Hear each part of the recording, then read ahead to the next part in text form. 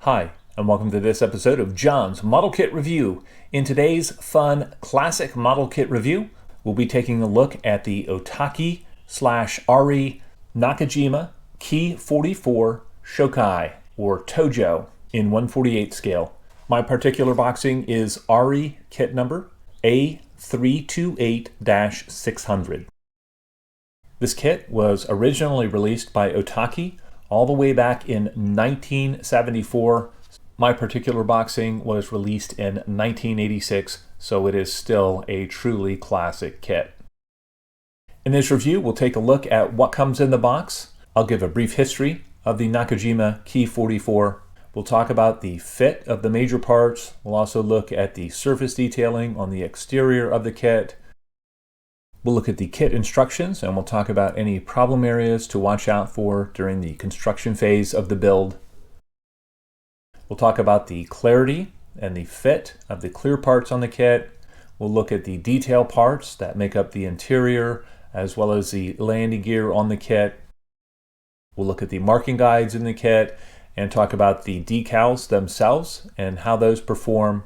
And we'll also talk about how this kit compares to the newer Hasegawa Ki-44. A brief history of the Ki-44.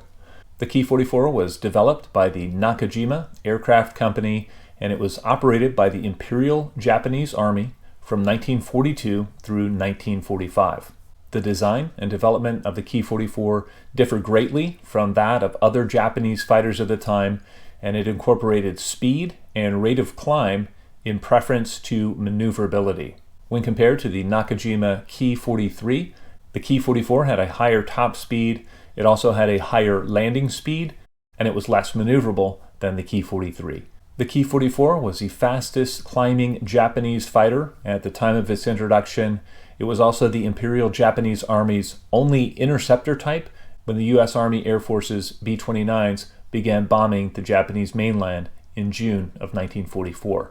The Ki-44 was capable of matching Allied aircraft in climbs and dives, and the armament consisted of either 4 12.7mm machine guns or 2 12.7mm machine guns and 2 20mm cannon in the wings. Production of the Ki-44 was terminated in late 1944 in favor of the more advanced Nakajima Ki-44. The Ki-44-2 Co. was powered by a 1,440 horsepower Nakajima HA-109 radial engine, and it had a top speed of 378 miles an hour. Looking at what comes in the box, there are 3 sprues of light gray plastic parts, as well as clear parts for the cockpit canopy and the gun sight. Looking at the instructions, in step 1, we are building the cockpit interior, and then we are installing that in the fuselage, and we are closing the fuselage halves around that. Just a note here on the Ki-44, the Ki-44 has a deep cockpit that's painted a dark color, and there is a very small opening in the top of the cockpit. What that means is, although this interior is not very well detailed, it's more of a cartoon representation of the real thing, it actually looks fine if you just fabricate some seat belts for the pilot's seat.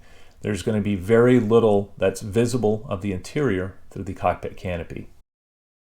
In step 2, we are building the wing assembly, and in step 3, we're attaching the wing assembly to the fuselage, and we're also attaching the tail planes to the fuselage. I found the fit of all these parts to be excellent, and I had no issues with this step of construction. To me, it looks like steps 4 and 5 are reversed in the order that they should go in, but in step 5, we're actually building the engine, and then in step 4, we are building the engine cowl, and then we're installing that on the aircraft. So I think the sequence here is pretty obvious, but it's a funny mistake. Although the engine itself is not parts heavy, it is well molded, and it looks fine through the small engine cowl opening on the front of the aircraft. In step 6, we are building the main landing gear, and in step 7, we're installing the landing gear and the optional fuel tanks in the oil cooler to the underside of the aircraft.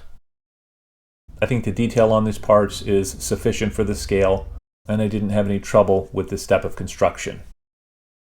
In step 8, we're attaching the very delicate tail wheel and the gear doors for that. We're also attaching the pilot's boarding step. In step 9, we're just adding the final bits to the aircraft. That includes the cockpit canopy, that includes the propeller, the pitot tube, and the guns. Again, I had no issues with this step of construction, and overall the construction of this aircraft goes very, very quickly. Looking at the color and marking guides that are included with this kit, there are 3 marking options that are included.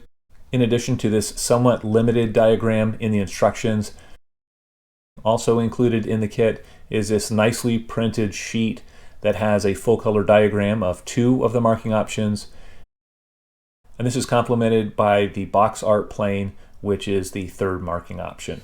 I use the kit decals themselves for this build, and unfortunately, the decals themselves are a little bit out of register. So you can see a little sliver of white around some of the national markings. Also, the tail markings for the marking option that I chose did not perform well. I was kind of forced at the last minute to use tail markings from another marking option in the box. The end result being that my finished kit isn't 100% historically accurate. I painted the exterior of the kit with a rattle can for the metallic finish, and it looks good in some areas. It's a little bit wavy in other areas. This is certainly not my best build or my best finish, but this is a classic kit that I built when I was first getting back into modeling, and I'm certainly happy with the end result.